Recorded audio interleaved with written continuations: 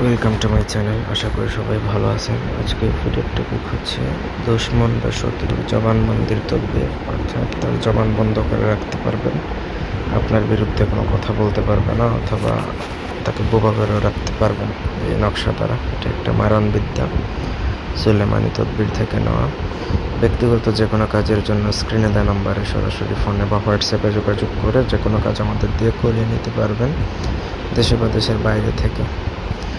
যদি আপনার শত্রু জবান বন্ধ করতে চান তাহলে এটা করতে পারেন, সে আর শত্রুতা করবে না। আপনার শত্রুর জবান আপনার বিরুদ্ধে কোনোদিনও সে আর কথা বলতে পারবে না, একবারে বন্ধ হয়ে যাবে। স্ক্রিনে দেওয়া নকশাটা আপনাকে ভোজপত্রের মধ্যে মেশক জাফরান গালি দ্বারা লিখতে হবে। নদীর ধারে বসে, নদীর ধারে, সেই নদীর ধারে যে নদীতে স্রোত আছে, মানে জোয়ার ভাটা হয়, স্রোত থাকলেই হবে। ভোজপত্রের মধ্যে মেশক জাফরান গালি দ্বারা লিখে নিচে শত্রুর নাম লিখবেন। সে ছেলে হলে পিতার নাম, মেয়ে হলে মাতার নাম লিখে আপনাকে প্রথমত নকশা লেখা কমপ্লিট করতে হবে।